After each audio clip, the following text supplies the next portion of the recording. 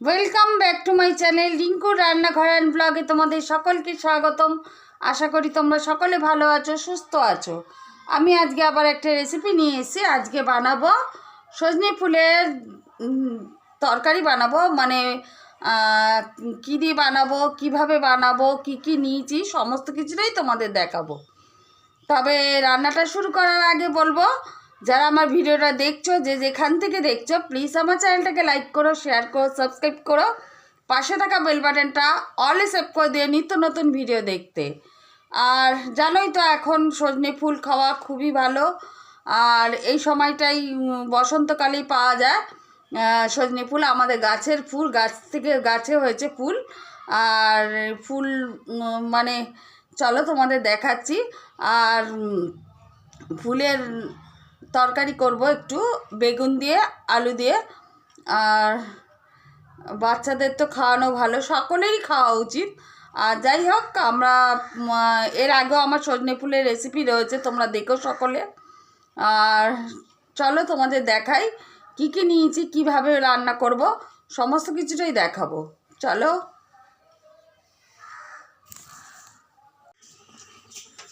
দেখো এখানে নিয়েছি, বললামই যে সজনে ফুলের তরকারি করব। এই যে আলু কেটে নিয়েছি, ছোট ছোট করে আলু একদম ছোট ছোট করে কেটে নিয়েছি।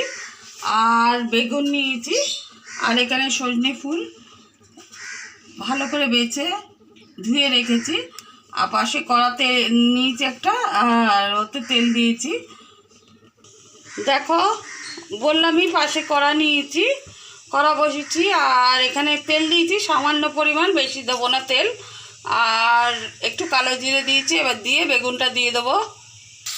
দেখো এখানে বেগুনটা দিয়েছি, আর দিয়ে একটু ভাজা করে নেবো। তারপরে আলুটা দেবো, একটু হলুদ দিলাম, নুন দেবো।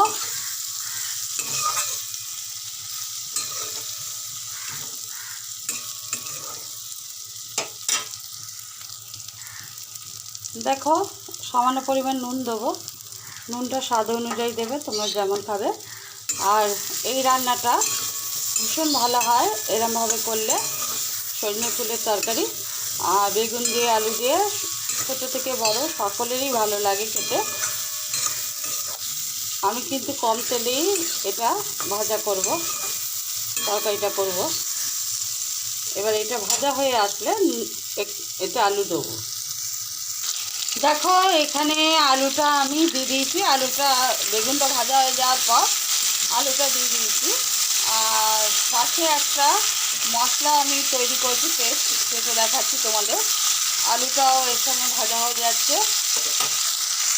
দেখো এখানে মশলা নিয়েছি, জিরে, ধনে, লঙ্কার গুঁড়ো সামান্য, আর একটু হলুদ দিয়েছি। যেহেতু বেগুনটা ভাজার সময় আমি হলুদ দিয়েছিলাম, আবার একটু দিয়েছি। দিয়ে মশলাটা দিয়ে দেবো। আলুটা একটু ভাজা হয়ে যাক। আলুটা ভাজা হয়ে এসছে, মশলাটা এবার দিয়ে দেবো। আলুটা একটু ভালো করে ভাজা হয়ে যাক। দেখো মশলার যে পেস্টটা নিয়েছিলাম সেটা দিয়ে দিয়েছি। এবার এটা একটুখানি কষাবো। আর গ্যাসের আঁচটাকে কম করে দিয়েছি, নুন তো দিয়েছি। আর একটু ফুটে যাক, একটু জল দেবো, দিয়ে ফুটিয়ে গেলে তারপরে ফুলগুলো দিয়ে দেবো।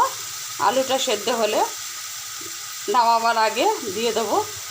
আর এই রেসিপিটা কিন্তু ছোট থেকে বড় সকলেরই ভালো লাগে। আলু বেগুন দিয়ে এরকম করে বানাবে, ভীষণ ভালো হয় খেতে। আর রুটি বা ভাতের সঙ্গে ভীষণই ভালো লাগে। আর এই সময় তো সকলেই সজনে ফুল খায়। যাই হোক, আমার আরও রেসিপি রয়েছে সজনে ফুলের, দেখো। আর কেমন লাগলো কমেন্টের মাধ্যমে সকলেই জানিও। আর যদি কোথাও ভুল ত্রুটি হয় তোমরা ঠিক করে নিও। আর যদি নতুন বন্ধু থাকো প্লিজ আমার চ্যানেলটাকে সাবস্ক্রাইব করো, পাশে থাকা বেল বাটনটা অলে সেভ করে দিয়ে নিত্য নতুন ভিডিও দেখতে। চলো, এটা এখন মশলাটা একটু কষানো হয়ে এসে একটু জল দিয়ে দেবো, দিয়ে একটু আলুটা সেদ্ধ করার জন্য জল দেবো। দেখো আলুটা সেদ্ধ হওয়ার জন্য আমি জল দিয়ে দিয়েছি। আর আলুটা সেদ্ধ হয়ে গেলে তারপরে ফুলগুলো দিয়ে দেবো।